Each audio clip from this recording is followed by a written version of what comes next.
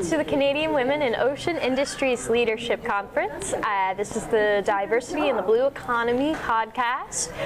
We are Gale Force Wins. My name is Kelly, and here we have Alyse Stuart, who is a part of, I'm going to get you to say the company name. Fish, Food and Allied Workers, FFAW Unifor. Okay, awesome. Thank you. You're welcome. A lot of acronyms. So introduce yourself. Tell us about what you're doing, your career, everything else. Yeah, cool. So my name is Alyse Stuart. I am a staff rep at FFAW Unifor. So we represent over 15,000 workers in this province. So we represent all fish harvesters from coast to coast to coast. A lot of plant workers, as well as we have manufacturing, hospitality, and other sectors that we represent as well. So we are the largest private sector union in the province, which is amazing.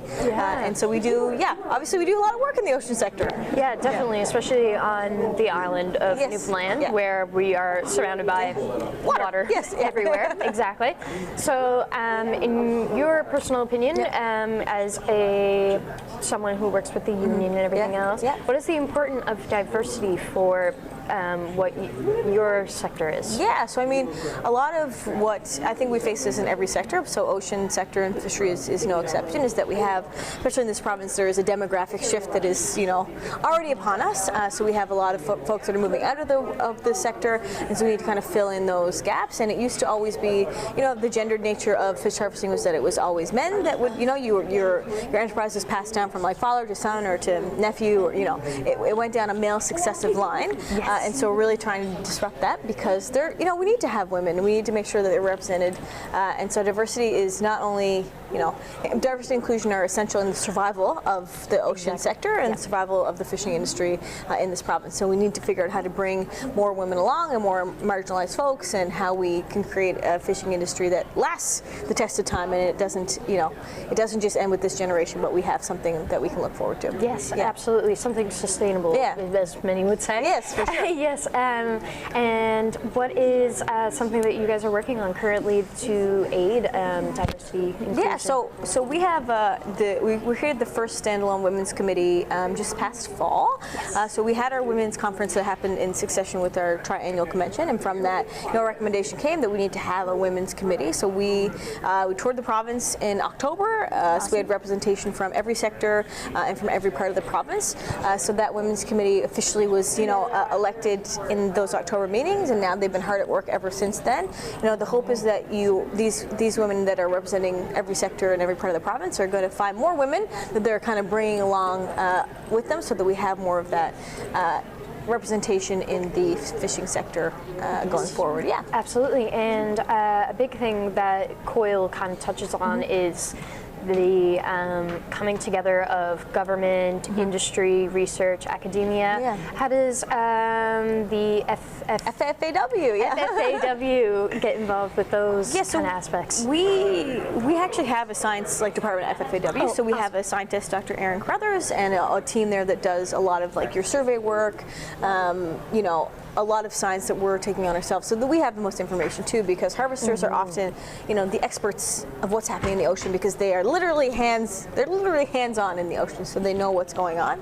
So we are often, drawing from that expertise in order to get information that's necessary. I mean, government is essential because the fishery is controlled by government, right? It's like we have stocks, we have stock assessments, we have all these things that are going to tell us how we govern this ocean space. And it needs to be a partnership. It needs to be, kind of a two-way dialogue in what you're going to be doing. Definitely. And is that always easy? Absolutely not. Is it usually very hard? 9 times out of 10.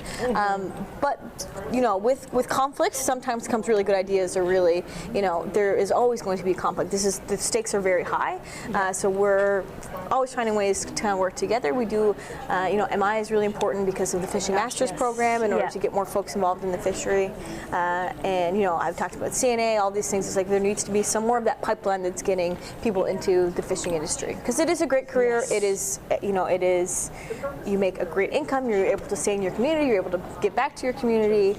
So there's lots of good about being in the fishing sector, for sure. Yeah, definitely. And especially yesterday, COIL had the chance to come to the launch, and I saw some of your colleagues there. I actually used to work with Katie Power back in the day. Yeah, really good. So do you think there would be a future with the union and the launch? Probably. I could definitely. Yeah, I think there's always. I mean, there's always ways that we're trying to work together and find partnerships. And this is a really small province. There's really great things about that. Everybody kind of knows each other. You have a lot of connections. So building those relationships is going to be really essential, especially for our, for our membership going forward, because, there's a lot of challenges in the fishery. That is, that is a truth, right? It's like there are a lot of things that are happening.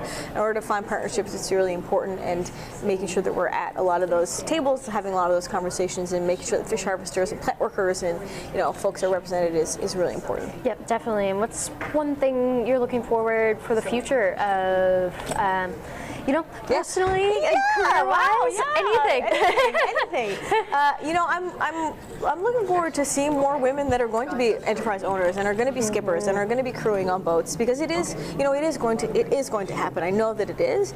It's just making sure that we are, as a union, providing support for those folks as much as possible, so that they are going to be successful and they're going to stay in this career and they're going to stay in their communities and build on that rural, the rural success that we all want to see, I think, in this province. So I know that it's going to happen because I'm talking to amazing women around the province that are involved in fish harvesting that I think need that extra support, and we really want to offer that support to. Yeah, definitely, and especially now that the launch, coming back to it, is being put on Holyrood. It's so nice to see that these small communities are getting involved. Sure. Yeah, it's wonderful. Thank you so much for joining us today on the podcast. I'm looking forward to seeing more of you.